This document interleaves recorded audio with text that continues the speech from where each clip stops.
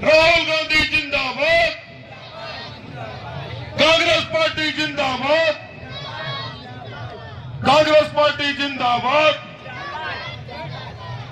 हम सबके मुखिया आदरणीय राहुल गांधी जी आ गए हैं। हमारे प्रदेश की प्रभारी आदरणीय कुमारी शैलजा जी आई है। मैं चाहूंगा एक बार करतल ध्वनि से मंच पर आ चुके हैं। मैं चाहूंगा एक बार करतल ध्वनि से आप सब लोग स्वागत करें आदरणीय राहुल गांधी जी का, आदरणीय शैलजा जी का। बहुत बहुत मैं धन्यवाद दूंगा आदरणीय राहुल गांधी जी को।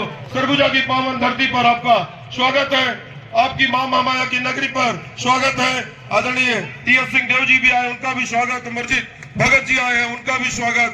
आदरणीय आशीष कुमार जी आए, उनका भी स्वागत करूंगा और आमंत्रित करूंगा महात्मा गांधी जी के और छत्तीसगढ़ मातारी के पुष्प अर्पित करने के लिए।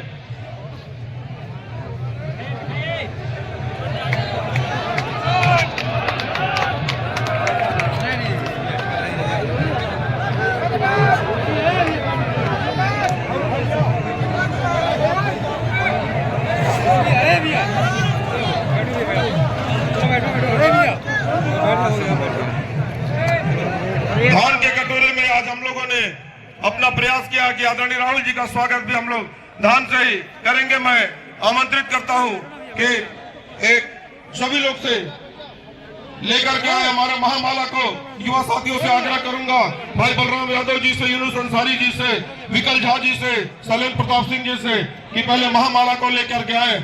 मैं आमंत्रित करूंगा आलोक सिंह जी को भी, राकेश सिंह जी को भी और इस कार्यक्रम के संयोजक पारस राजवाड़े जी जो हमारे साथी पूरा दिन रात मेहनत के आप सब लोग आकर के महामाला से आदरणीय राहुल जी का स्वागत करेंगे। महामाला से राहुल जी का स्वागत करने के लिए पूरा कांग्रेस परिवार, सरगुजा कांग्रेस आतुर, एक बार आप सब लोग ताली बजा करके राहुल जी का स्वागत करेंगे। पीछे तक ताली बजा करके आप सब लोग स्वागत करेंगे। मैं आमंत्रित करूंगा हमारी बहन मधु सिंह जी, मैं आमंत्रित करूंगा हमारी बहन भगवती राजवाड़े जी की धान के मुकुट को लेकर के आए भाई हमारे तिलक बेहरा जी और सभी लोग मिलकर के धान के मुकुट को पारस भाई के साथ लेकर के आए और एक प्रतीक के रूप में 1 मिनट के लिए वो धान का एक मुकुट हम लोग बनाए हैं। लोकल बनाने की व्यवस्था की है। आदरणीय राहुल जी दिल से आदिवासी परिवार के साथियों ने बनाया है। आपने पूरे सरगुजा को धान के एक बार धान के मुकुट से आज आपने हम सबको धान से ऐसा भरपूर दिया है कि हमें इस धान के मुकुट से आपका सरगुजा के पावन धरती पर हम सब स्वागत करते हैं।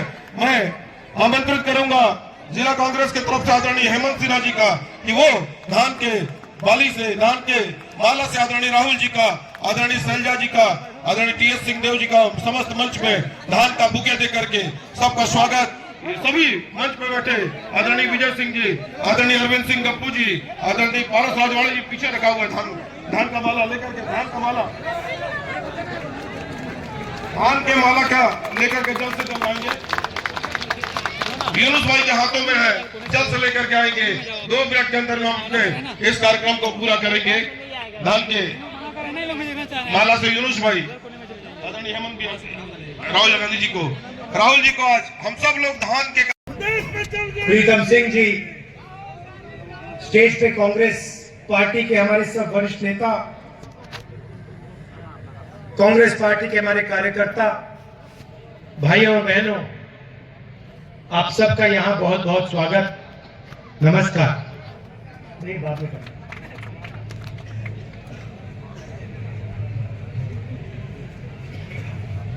पिछले चुनाव में मैंने आपसे 2-3 वायदे किए थे। हर भाषण में मैं कहता था कि हमारी सरकार आएगी तो 2-3 काम पक्के होंगे, गारंटी करके होंगे। सबसे बड़ा काम किसानों का कर्जा माफ। वो कोई छोटी बात नहीं थी। उस समय बीजेपी के सब नेताओं ने कहा था कि कांग्रेस पार्टी सच नहीं बोल रही। हमने ये भी कहा था कि 2,500 रुपए प्रति क्विंटल किसान को धान के लिए रेट मिलेगा। बीजेपी के सब नेताओं ने कहा ऐसा तो किया नहीं जा सकता, कांग्रेस ऐसे ही कर रही है। मैं आपसे पूछना चाहता हूं, जो हमने वायदे किए थे पूरे हुए? कोई यहां पे कह सकता है कि नहीं, किसानों का कर्जा माफ नहीं हुआ, नहीं 2,500 रुपए के लिए हमें धान के लिए नहीं मिलता? कोई कह सकता है यहां पे? कोई नहीं कह सकता। क्यों? जो हम स्टेट से, जो मैं स्टेट से कहता हूं, मैं करके दिखाता हूं। मैं आपका मेरा 2-3 महीने का रिश्ता तो है नहीं। आपका रिश्ता, मेरा रिश्ता पुराना रिश्ता है। आप इंदिरा गांधी जी को याद करते हो, जवाहरलाल नेहरू जी की याद करते हो, तो मेरा रिश्ता आपके साथ जो है वो गहरा रिश्ता है, पुराना रिश्ता है। मैं यहां आके आपसे झूठ नहीं बोलना चाहता।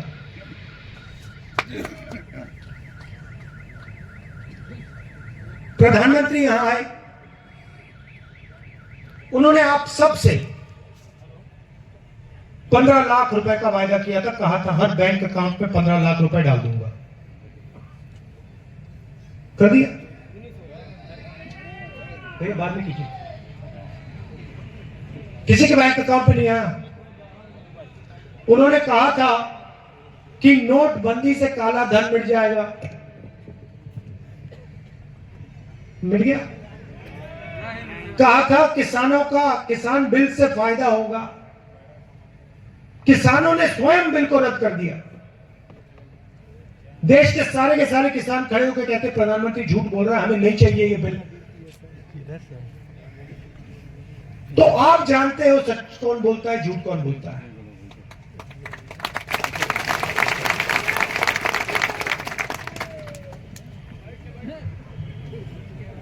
हम वहां नहीं रुके। हमने आपसे कहा था कि धान के लिए 2,500 रुपए प्रति क्विंटल हम देंगे। आपको कहने की जरूरत नहीं पड़ी, वो आस्ते आस्ते आस्ते आस्ते बढ़ता गया। सही बोल रहा हूं? सही बोल रहा हूं? तो हमें बोलने की जरूरत भी नहीं है। मैं आपको कह रहा हूं, हमने अनाउंस किया है कि 3,200 रुपए प्रति क्विंटल मिलेगा। लिख लो, रख लो। 5 साल मैंने 2,500 कहा था, अब मैं कह रहा हूं 3,200 से शुरुआत होगी। शुरुआत मतलब 3,200 से शुरुआत होगी और उसके बाद ये बढ़ता जाएगा जितनी जरूरत किसान को होगी। जो हम कर सकेंगे हम करके दिखा देंगे। आपको कहने की जरूरत नहीं, आपको बताने की भी जरूरत नहीं कि भैया हमें ज्यादा पैसा चाहिए। आप देखना वो बढ़ता जाएगा।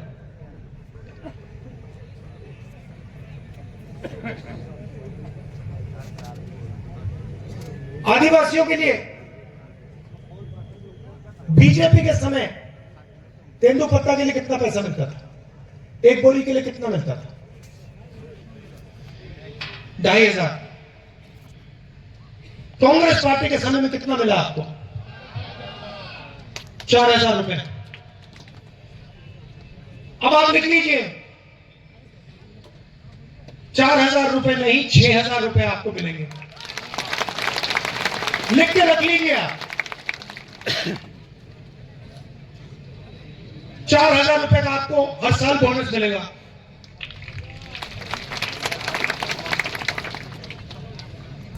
₹23,000 करोड़ रुपए हमने किसान न्याय योजना में आपको दिया। आपने मांगा नहीं, हमने कहा भैया हम न्याय योजना करना चाहते हैं, हमारा प्लान था लोकसभा में करने का, हम छत्तीसगढ़ में इसको टेस्ट करके दिखाएंगे और हमने कर दिया।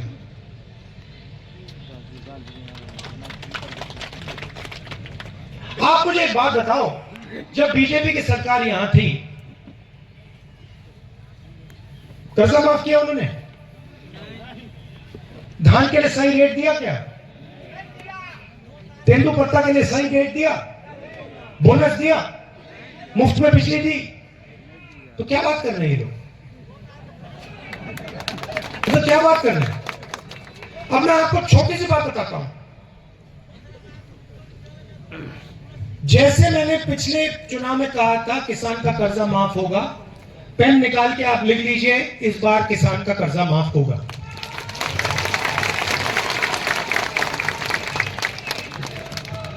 किसान का कर्जा माफ होगा।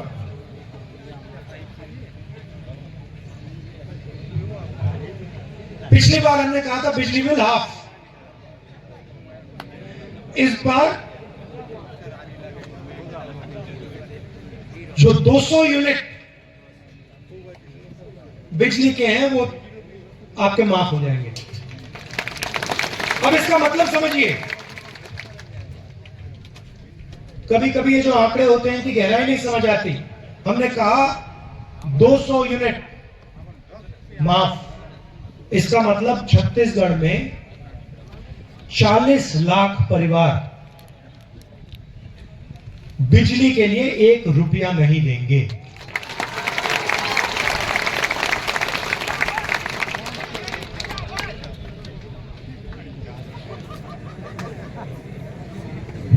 केजी टू पीजी आपने सुना है? ये क्या है ये केजी टू पीजी?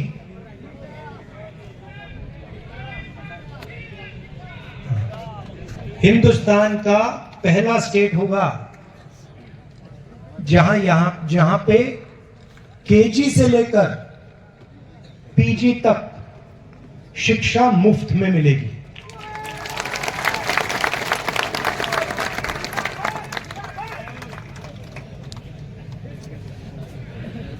बीजेपी क्या करती है? सारे के सारे स्कूल प्राइवेटाइज कर देती है, कॉलेजेस प्राइवेटाइज कर देती है, अस्पताल प्राइवेटाइज कर देती है। आदिवासियों को वनवासी कहते हैं, सुना आपने? आदिवासी को ये लोग वनवासी क्यों कहते हैं? मुझे बताओ, कोई बता सकता है? वनवासी शब्द में और आदिवासी शब्द में क्या फर्क है? हाँ? और वनवासी जंगल में रहने वाले। अच्छा बताइए, आपका नाम क्या है? गोवर्धन जी, आपने वो जो बीजेपी का वीडियो था जिसमें बीजेपी का नेता एक आदिवासी पे पेशाब कर रहा है, वो आपने देखा? मध्य प्रदेश में देखा आपने? आपने कभी बीजेपी के किसी नेता को जानवर को पर पेशाब करते हुए देखा है? तो बीजेपी के नेता जानवर पर पेशाब नहीं करते, मगर आदिवासी पर पेशाब कर रहे हैं। देखिए, आदिवासी शब्द के अंदर गहराई में बहुत जरूरी चीज छुपी हुई है। आदिवासी का मतलब वो लोग जो इस जमीन के, हिंदुस्तान की पूरी जमीन के ओरिजिनल मालिक हैं।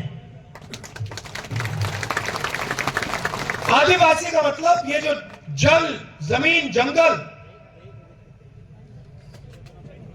सबसे पहले जल, जमीन, जंगल के मालिक आदिवासी थे। भाइयों और बहनों, आदिवासी शब्द के अंदर आदिवासियों का जो हक है, जमीन का हक, जल का हक, जंगल का हक, वो छुपा हुआ है। वनवासी का मतलब वो लोग जो जंगल में रहते हैं। बीजेपी आपको वनवासी कहते हैं, हम आपको आदिवासी कहते हैं। बीजेपी आपके अधिकार छीनती है, हम आपको अधिकार देते हैं। हम आपसे गले लगते हैं, बीजेपी आपके ऊपर पेशाब करते हैं। बीजेपी के नेता आपके ऊपर पेशाब करते हैं और फिर वीडियो वायरल कराते हैं कि पूरा देश देखे कि बीजेपी के नेता आदिवासी पर पेशाब कर रहा है। ये इनकी सोच है। अच्छा, मैं आपसे सवाल पूछता हूं, आपको वनवासी कहते हैं ना? जंगल कम हो रहा है या ज्यादा कम हो रहा है ना? तो जब 15-20 साल में जंगल गायब हो जाएगा तो वनवासी कहां जाएंगे?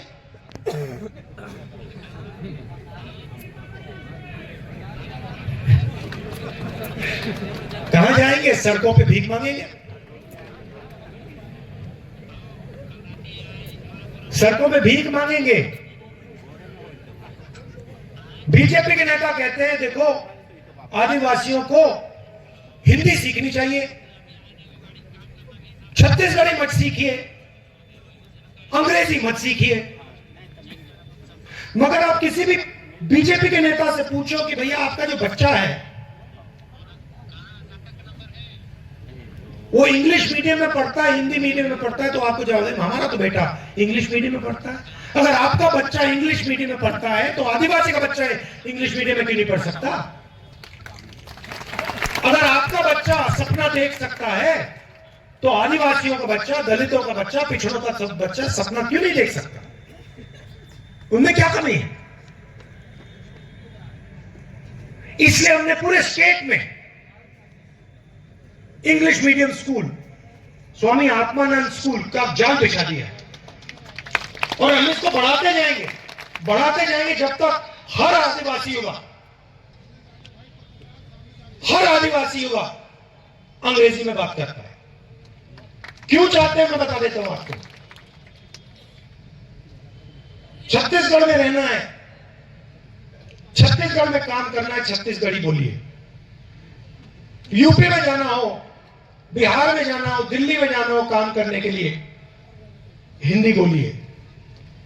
विदेश जाना हो, कॉल सेंटर में काम करना हो, इंजीनियर बनना हो, डॉक्टर बनना हो, अंग्रेजी की जरूरत पड़ेगी, अंग्रेजी पढ़िए। वो कहते हैं भैया हिंदी पढ़ो बाकी सब भूल जाओ। क्यों? क्योंकि वो चाहते हैं कि आपके बच्चे अंग्रेजी ना सीखें, कंपटीशन ना आ जाए।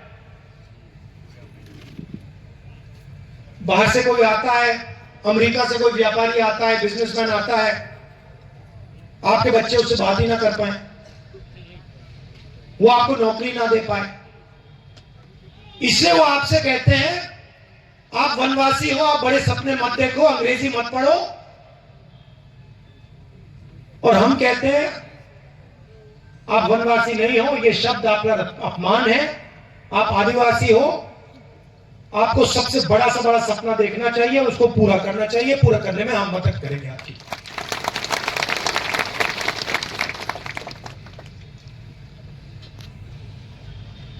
यहां पे पिछड़े वर्ग के लोग भी हैं। कुछ दिन पहले नरेंद्र मोदी जी ने बहुत अच्छी बात बोली, मैंने पहली बार सुनी है। हर भाषण में कहते हैं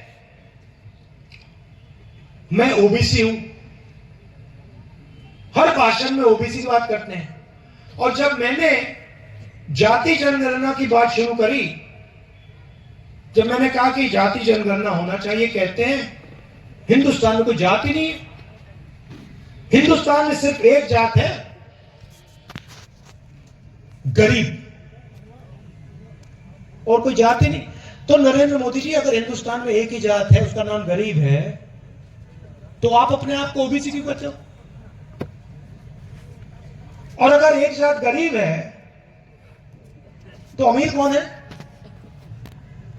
अमीर में कोई जाति नहीं है, सिर्फ एक जात है हिंदुस्तान में, वो है गरीब। आपने चुनाव जीत लिया, रोज हवाई जहाज में उड़ते हो, करोड़ों रुपए के सूट पहनते हो, हर रोज नया सूट पहनते हैं मोदी जी।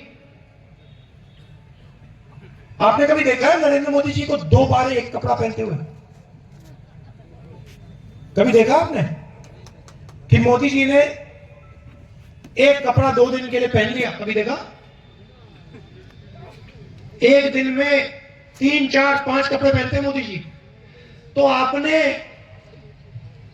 चुनाव जीत लिया, करोड़ों के सूट पहन रहे हो, मगर जब ओबीसी को आपकी जरूरत पड़ी, ओबीसी युवाओं को आपकी जरूरत पड़ी जाति जनगणना कराने में, तो आप कहते हो एक ही जात है, गरीब ओबीसी तो है ही नहीं।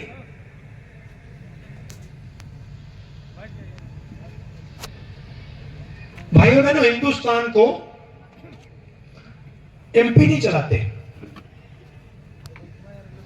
हिंदुस्तान को 90 अफसर चलाते हैं। उनको हम secretary to government of India कहते हैं, आईएएस के अफसर हैं। और ये 90 लोग हिंदुस्तान का पूरा पैसा जो है उसको बांटते हैं। मनरेगा में कितना जाएगा, सेना को कितना मिलेगा, सड़क बनाने में कितना पैसा जाएगा, अस्पतालों में कितना जाएगा, शिक्षा में कितना जाएगा, ये सारे के सारे निर्णय ये 90 लोग लेते हैं। पार्लियामेंट हाउस में मैंने एक आंकड़ा रखा, मैंने कहा कि देखिए 90 लोग में से ओबीसी कितने हैं? भाइयों और बहनों, इन 90 लोगों में से ये कितने भाई उठा के दिखाओ, तो खड़े होकर देखो, ये देखो 90 में से 3। मोदी जी ओबीसी की बात करते हैं, 24 घंटा ओबीसी की बात करते हैं। जब मदद करने का समय आता है कहते भैया ओबीसी जाति नहीं है। और जो अफसर 90 अफसर इस देश को चलाते हैं, बजट का हर पैसा बांटते हैं, उसमें से 3 ओबीसी के हैं। अच्छा भैया, आपने पहला सवाल का जवाब दे दिया, दूसरे सवाल का जवाब दीजिए। जो ओबीसी अफसर हैं 90 में से 3 ओबीसी,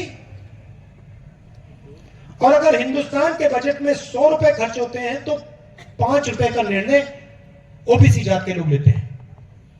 अच्छा, आदिवासियों की बात करते हैं। बजट में से अगर 100 रुपए का निर्णय लिया जाता है तो आदिवासी कितना निर्णय लेते हैं? कितना? 0.01। मतलब आदिवासी अफसर 100 रुपए में से 10 रुपए का निर्णय लेते हैं, ना 10 पैसे का निर्णय लेते हैं, सॉरी। अब सवाल यह है कि हिंदुस्तान में क्या ओबीसी की आबादी 5% है, आदिवासी की आबादी 0.1% है क्या? बिल्कुल नहीं। पूरा देश जानता है कि ओबीसी की आबादी कुछ भी होगी 5% तो नहीं है, और पूरा देश जानता है कि आदिवासी की आबादी कुछ भी होगी मगर 0.1% तो नहीं है। मैं आपसे क्यों कह रहा हूं? क्योंकि देश को चलाने में आदिवासी, दलित, पिछड़ों की कोई भागीदारी नहीं है।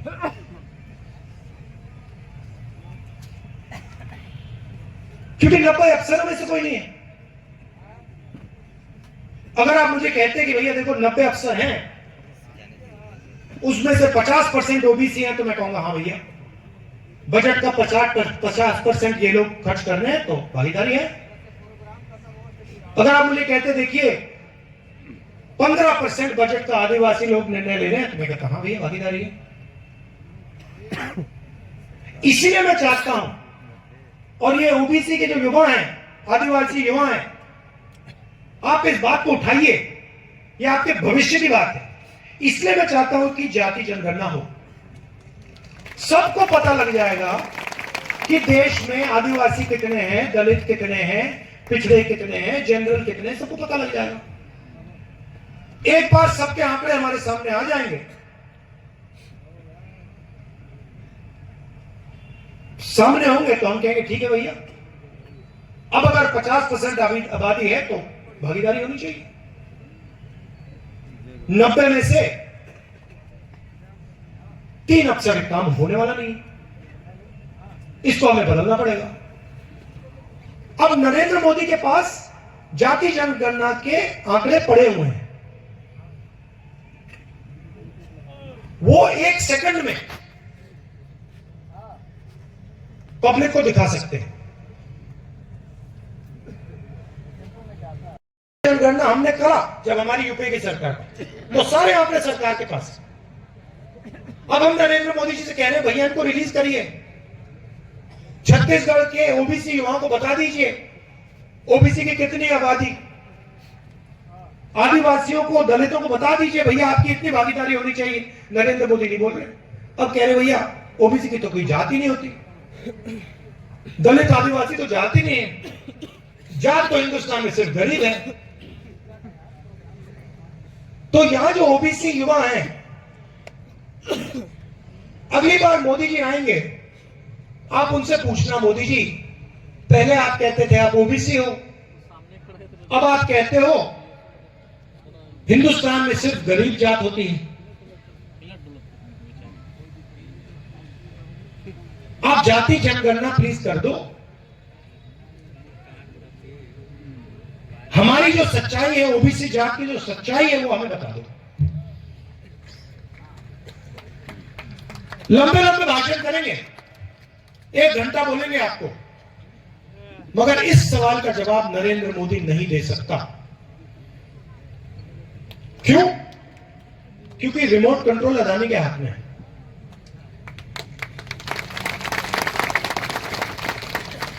सरकार को अदानी चला रहा है। यहां पे मेरे मीडिया के मित्र हैं, 24 घंटा ये नरेंद्र मोदी का चेहरा दिखाते हैं। देखो हंस रहे हैं, देखो मुस्कुरा रहे हैं। क्या नाम है आपका भैया? नहीं, मीडिया वाले जो है जो मुस्कुरा रहे हैं, क्या नाम है आपका? मुस्कुराहट चली गई, डर गए। तो 24 घंटा ये दिखाते हैं मोदी जी, मोदी जी, मोदी जी, मोदी जी। क्यों? क्योंकि अदानी जी इनको कहते हैं भैया दिखाओ सौदा क्या है। मोदी जी की मार्केटिंग ये करते हैं, और आपका जल, आपका जंगल, आपकी जमीन मोदी जी अदानी जी को दे देते हैं। सही बात है, सच्चाई है, पूरा देश जानता है। तो मैंने आपको शुरुआत में कहा देखो भैया जो मैं कह देता हूं मैं कर देता हूं। यहां पे मैंने कहा था 2500 रुपए धान के लिए मिलेगा, मिल गया। मैं आपको यहां कह रहा हूं कि छत्तीसगढ़ में जैसे हमारी सरकार आएगी ना, जात का सेंसस हम वहीं उसी दिन शुरू कर देंगे।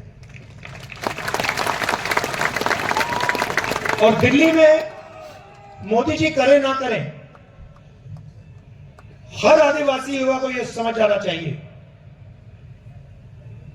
आपके भविष्य की बात है, आपकी भागीदारी की बात है। मोदी जी करें ना करें मैं नहीं जानता, दिल्ली में कांग्रेस पार्टी की इंडिया की सरकार आएगी, पहला काम जाति जनगणना हो जाएगा, खत्म हो जाएगा। और जो आंकड़े हैं उनको हम रिलीज करके आपके सामने रख देंगे। और एक नई कहानी ओबीसी युवाओं के लिए, आदिवासी दलित युवाओं के लिए एक नई कहानी शुरू होगी। आज आप लोग नरेंद्र मोदी की जो पॉलिसीज है, नोटबंदी, जीएसटी, इसने जो हमारी रीढ़ की हड्डी है, हिंदुस्तान की रीढ़ की हड्डी को तोड़ दिया है।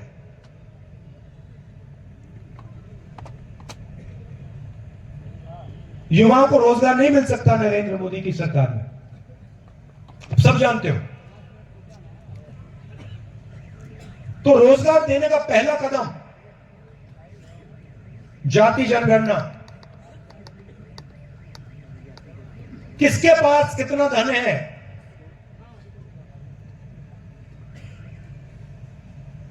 90 अफसर में से ओबीसी कितने, दलित कितने, आदिवासी कितने और क्यों, और पिछड़ों की आबादी कितनी, ये सवाल है। और इन सवाल के जवाब कांग्रेस पार्टी और मैं आपको दिलवा देंगे। आप सबका बहुत बहुत धन्यवाद। देखिए,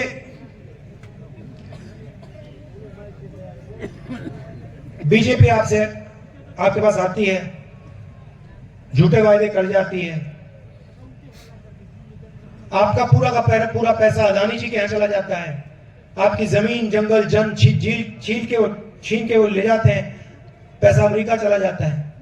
हम आपकी पॉकेट में पैसा डालते हैं, किसान की पॉकेट में पैसा डालते हैं, मजदूर की पॉकेट में पैसा डालते हैं। वो भूल गया, मैं 7,000 रुपए मिलता है ना, मजदूर को 10,000 मिलेगा। गैस वाला भी बता देते हैं 500 रुपए की सब्सिडी मिलेगी गैस सिलेंडर पर। अब हम चाहते हैं, देखिए सिंपल तरीके से मैं समझा देता हूं, हम चाहते हैं कि पैसा गरीब किसान, मजदूर, बेरोजगार युवा, इनके जेब में जाए और ये इस पैसे को गांव में, शहरों में खर्च करें और पूरी छत्तीसगढ़ की, गांव की, शहरों की अर्थव्यवस्था आगे बढ़े। वो चाहते हैं कि पूरा पैसा अदानी जी के जेब में चले जाए। अदानी जी पैसा कहां खर्च करते हैं? अदानी जी क्या यहां पे मतलब गांव में पैसा खर्च करते हैं? नहीं, वो कर ही नहीं सकता। किसान यहां पे खर्च करेगा। हम किसान के जेब में पैसा डाल रहे हैं, मजदूर के जेब में पैसा डाल रहे हैं। किसान छोटे दुकानदार के यहां जाके माल खरीद रहा है, छोटे दुकानदार के जेब में पैसा जा रहा है। तो पूरे जो आर्थिक सिस्टम है छत्तीसगढ़ का, वो चल रहा है। जैसे ही बीजेपी की सरकार आती है, वैसे ही ये किसानों का पैसा बंद कर देते हैं, मजदूरों का पैसा बंद कर देते हैं, जमीन छीनने लग जाते हैं और पूरा का पूरा फायदा अदानी जी को पहुंचाना शुरू कर देते हैं। तो निर्णय आपका है। मैं जानता हूं कि छत्तीसगढ़ में भारी बहुमत से कांग्रेस पार्टी आने वाली है। जो मैंने यहां कहा वो मैं आपके लिए पूरा करके दिखा दूंगा। धन्यवाद। जय हिंद।